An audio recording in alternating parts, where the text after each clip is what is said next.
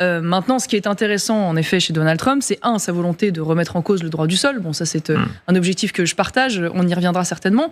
Et puis, ce qui est très intéressant, c'est la façon dont il est capable d'engager un rapport de force avec des pays qui refusent de reprendre leurs clandestins. Je pense évidemment à la Colombie, vous avez vu cela, qui refusait de reprendre des clandestins colombiens sur son sol.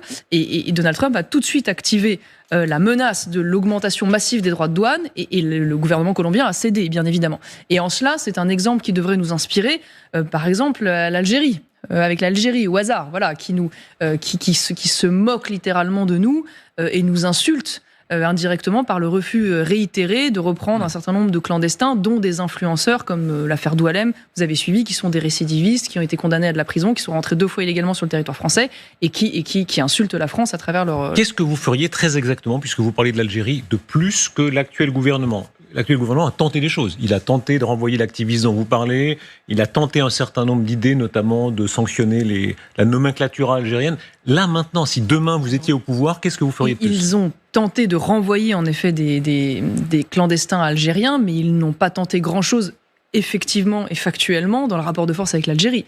De fait, on n'a pas vu un durcissement drastique dans l'obtention des visas, on n'a pas vu une interdiction de territoire français des gouvernants algériens, on n'a pas vu de renvoi de l'ambassadeur, on n'a rien vu. Vous y seriez prêt ? On renvoie l'ambassadeur, on rompt les relations diplomatiques ? Moi, je pense qu'aujourd'hui, l'Algérie, il faut comprendre, est un pays le gouvernement algérien, parce que l'Algérie, il y a un peuple algérien qui ne se confond pas totalement avec le gouvernement, mais ce gouvernement algérien, qui, rappelons-le quand même, parce que c'est trop peu dit, est un régime autoritaire, adossé à l'armée, qui malmène ses minorités, notamment en Kabylie, qui ferme violemment des églises, qui enferme des intellectuels et des écrivains comme Boualem Sansal, qui est franco-algérien pour des raisons politiques. Donc c'est un régime condamnable à bien des égards, profondément corrompu, rappelons-le aussi, et qui aujourd'hui survit politiquement et fédère sa population autour de la haine anti-française et autour de la rente mémorielle anti-française. Donc il nous a désignés, pas seulement en adversaire, mais en ennemis.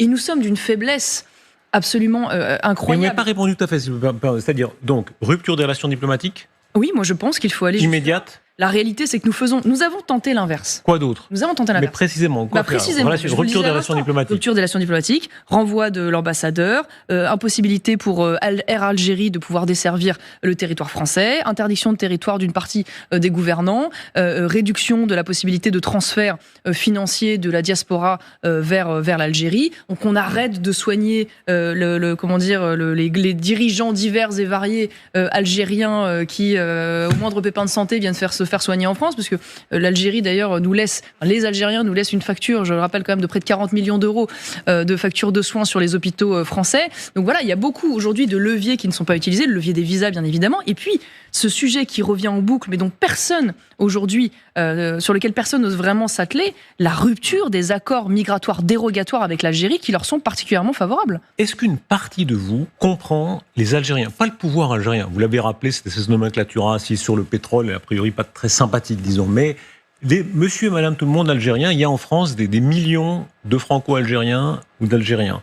Vous qui êtes une souverainiste, la France a occupé l'Algérie pendant 130 ans. Il y a un passif. Et on le rappelle toujours, pour être très honnête, il y a des crimes de guerre qui ont été commis dans les deux camps. Enfin, ça a été une occupation de 130 ans. Est-ce que vous comprenez que pour cette immigration-là, il y a un passif plus grand que pour, les Danois ou les Luxembourgeois, quoi ? Écoutez, ce qui est certain, c'est que c'est une histoire particulièrement douloureuse. Et aujourd'hui, je crois que la France a très largement fait sa part du travail. Sa part de travail, d'archives, de reconnaissance, et toujours à sens unique.